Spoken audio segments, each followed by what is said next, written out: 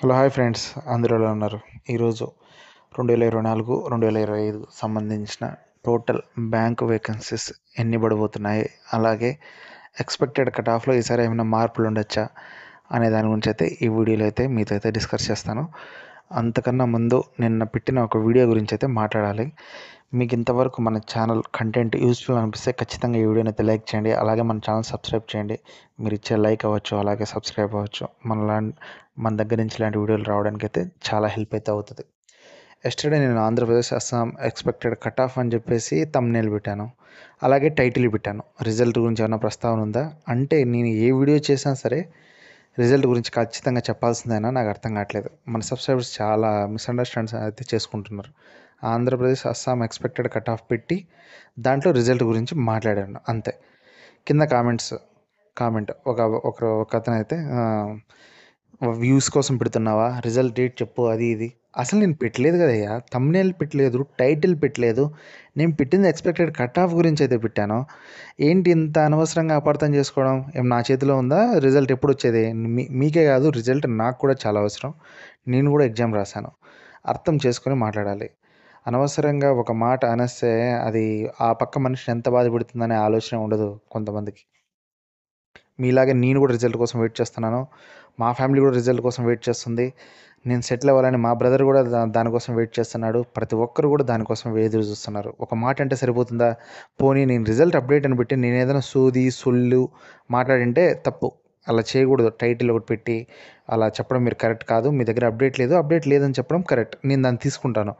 అసలు నేను దాని గురించి మెన్షన్ చేయనప్పుడు కూడా మీరు రిజల్ట్ గురించి చెప్పు అంటే నాకు ఏం అర్థం కావట్లేదు అసలు. అది కూడా బ్యాడ్గా. మరి ఆ కామెంట్ నేను డిలీట్ అయితే చేశానులేండి, అనవసరం అని చెప్పేసి. ఇంతమంది నన్ను సపోర్ట్ చేసేటప్పుడు ఒకరి గురించి బాధపడడం అయితే తప్పే. కానీ మాట్లాడాలి కదా, వాళ్ళకి సమాధానం అయితే చెప్పాలి కదా, అందుకైతే సమాధానం అయితే చెప్తున్నా. ఇకపోతే బ్యాంకుకి ప్రిపేర్ అయ్యే వాళ్ళకైతే ఒక పెద్ద గుడ్ న్యూస్ అని చెప్పచ్చు. ఐబీపీఎస్ ఆర్ఆర్బీ తరపున అయితేనేమి, అలాగే ప్రాంతీయ గ్రామీణ బ్యాంకుల తరపున అయితేనేమి, ఎస్బీఐ వాళ్ళ తరపున అయితేనేమి నియర్ బై 45,000 వేకెన్సీస్ ఉండబోతున్నాయి. 2024-25కి సంబంధించి 45,000 వేకెన్సీస్. చెప్పాలంటే గత 5 సంవత్సరాలుగా ఇంత పెద్ద మొత్తంలో ఇంతవరకు ఎప్పుడు కూడా ఇంత భర్తీ అయితే జరగదు. అలా నెక్స్ట్ ఇయర్ అయితే జరగబోతుంది. ఈసారి బ్యాంకుకి ప్రిపేర్ అయ్యే వాళ్ళు మాత్రం నిజంగానే అదృష్టవంతులు. ఎందుకంటే ఒక ఎస్బీఐ తరపు నుంచే 15,000 పోస్టులు భర్తీ ఉండబోతుందని చెప్పేసి నోటీస్ వచ్చిన విషయం మీకు తెలిసిందే. అన్నీ కలుపుకుంటే 45,000 పోస్టులు అంటే కట్ ఆఫ్ కూడా ఈసారి చాలా తగ్గే అవకాశం ఉంది. ఈసారి ప్రిపేర్ అయ్యే వాళ్ళు అంతో ఇంతో కొంచెం నాలెడ్జ్ తక్కువున్నా సరే, ఇంకొంచెం ప్రాక్టీస్ పెంచి ప్రిలిమ్స్ కంటే మెయిన్స్ మీద ఎక్కువ కాన్సంట్రేషన్ పెట్టి చదివారనుకోండి, మీ లైఫే తిరిగిపోతుంది. దీంట్లో అయితే వేరే ఆలోచన ఉండదు. ఎందుకంటే గత 5-6 సంవత్సరాల్లో ఇంత బిగ్గెస్ట్ బ్యాంక్ తరపున నోటిఫికేషన్ అసలు మనం చూసింది లేదు. అసలు నేను ప్రిపేర్ అవ్వడం మొదలుపెట్టినప్పటి నుంచి కూడా నేను చూసింది లేదు. నిజంగానే చెప్తున్నాను. ఇది ఒక గోల్డెన్ ఆపర్చునిటీ. ఎవరికైతే చదువుకునే ఓపిక, నాలెడ్జ్ ఉందో వాళ్ళైతే ఈ ఇయర్‌లో మాత్రం కంపల్సరీ మీరు సెటిల్ అయిపోవాలి. ఇంతకుముందు వాటిలో ఒక హాఫ్ మార్కు, 1 మార్కు, 1½ మార్క్‌తో మీరు జాబులు పోగొట్టుకుని ఉంటారు. ఆ పెయిన్ ఎలా ఉంటుందో నాకు తెలుసు. వాటన్నిటికి సమాధానంగా ఈసారి రాసే మీరు ప్రిలిమ్స్‌ని మనసులో పెట్టుకోవద్దండి. కంపల్సరీ మీరు ప్రిలిమ్స్ ఈజీగా కొట్టేస్తారు. మెయిన్స్‌ని మనసులో పెట్టుకోండి. జనరల్ అవేర్‌నెస్ ముందు నుంచి చదువుతా ఉండండి. అలాగే ఇంగ్లీష్ కోసం ఖచ్చితంగా ది హిందూ పేపర్‌ని ఫాలో అవ్వండి. అంటే హిందూ పేపర్‌ని ఫాలో అవ్వడం అంటే ది హిందూ పేపర్‌లో మీరు ఇంగ్లీష్ ఎక్కువ చదువుతూ ఉండడం వల్ల మీకు అక్కడ ఇంగ్లీష్ చేయడానికి కొంచెం యూజ్‌ఫుల్ అవుతది. పర్ డేకి ఒక 10 ఆర్ 15 మినిట్స్ అయినా సరే ఇంగ్లీష్ పేపర్ చదవడం అలవాటు చేసుకోండి. దానివల్ల మీకు ఇంగ్లీష్ నాలెడ్జ్ అయితే ఖచ్చితంగా ఇంప్రూవ్ అవుతది. ఇకపోతే కంపల్సరీ మీరైతే జనరల్ అవేర్‌నెస్ గురించి ఒక పట్టయితే ఇప్పటి నుంచే సంపాదించుకోండి. అప్పుడు ఖచ్చితంగా మీరు మాక్సిమం పిట్ రాగలుగుతారు. నాకు ఆ నమ్మకం ఉంది. ఖచ్చితంగా. జనరల్ అవేర్‌నెస్ మీరు ఇంగ్లీష్ మీద ఒక కన్నైతే యేసుకొని ఉండండి. ఇంకా క్వాంట్ రీజనింగ్ అంటారా, అది మీ టాలెంట్ బట్టి. అదైతే ఇబ్బందేం ఉండదు. కంపల్సరీ మీరు దాంట్లో మంచి స్కోరే చేయగలుగుతారు. మీకు జాబ్ పోయేది కూడా ఈ రెండిటి వల్లే. ఈ రెండిటి మీదైతే ఒక కన్నైతే వేసుకొనైతే ఉండండి. ఈసారి చెప్తున్నాను కదా, కట్ ఆఫ్‌లు కూడా చాలా తక్కువ ఉండొచ్చు. మరీ తక్కువ ఉన్నాయని నేను చెప్పలేను గానీ, లాస్ట్ ఇయర్‌తో పోలిస్తే చాలా వరకు తక్కువే ఉండొచ్చు. ప్లస్ వేకెన్సీస్ కూడా చాలా ఎక్కువ ఉన్నాయి. నిజంగానే బంపర్ ఆఫర్ అని చెప్పాలి. బంపర్ ఆఫర్ అంటే బంపర్ ఆఫర్ కాదు. అలాగే ఆంధ్రప్రదేశ్ వాళ్ళకి కానీ, తెలంగాణ వాళ్ళకి కానీ కొత్త గవర్నమెంట్స్ ఫామ్ అయ్యాయి.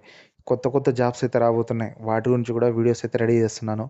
చా బ్యాంక్‌కి ప్రిఫర్ అయ్యే నాలెడ్జ్‌తో మీరు వేరే వేరే జాబ్‌లకు కూడా రాయొచ్చు. సిలబస్ ఉంటది.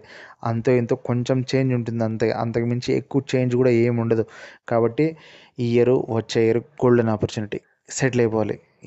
ఇప్పుడు మిస్ అయిందనుకోండి మళ్ళీ కష్టమే చెప్తున్నాను. ఎటువంటి పరిస్థితుల్లో ఈ 2 ఇయర్స్‌లో మీరైతే సెటిల్ అయితే అయిపోవాలి. ఓకేనా? ఇంకా చాలా చాలా వీడియోలు మీతో పంచుకోవాలని ఉంది. కానీ వీడియో చేయడం ఆలస్యం. SBI result.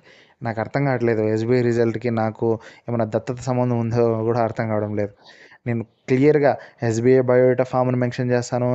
నేను పెట్టే వీడియోకి నీట్‌గా టైటిల్ ఇస్తాను, థంబ్‌నెయిల్ ఇస్తాను. అసలు ఎస్‌బీఐ రిజల్ట్ గురించి నేను వీడియోనే చేయట్లేదు. ఒక 10, 15 డేస్ బ్యాక్ ఒక వీడియో చేశాను. మళ్ళీ ఇంకో వీడియో అంటూ చేస్తే ఏదైనా అప్డేట్ వస్తేనే చేస్తాను. కానీ ఏ వీడియో చేసినా సరే కింద సోది ఆపి ఎస్‌బీఐ రిజల్ట్ ఎప్పుడో చెప్పు. నేను చెప్పే పనేంటి? నేను ఇప్పుడు సినిమా బయట poster 'Pawan Kalyan' cinema poster పెట్టి లోపల 'మహేష్ బాబు' సినిమా వేసి ఫీల్ అవ్వాలి. బయట 'పవన్ కళ్యాణ్‌ది' పెట్టి లోపల 'పవన్ కళ్యాణ్‌ది' పెడితే ఇంక 'మహేష్ బాబు' సినిమా ఏమంటే నేను ఎక్కడి నుంచి తెచ్చేసేది? అలా ఉంది కొంతమంది సబ్స్క్రైబర్ చేసే బిహేవియర్. అదైతే నన్నైతే చాలా అయితే బాధపెట్టింది.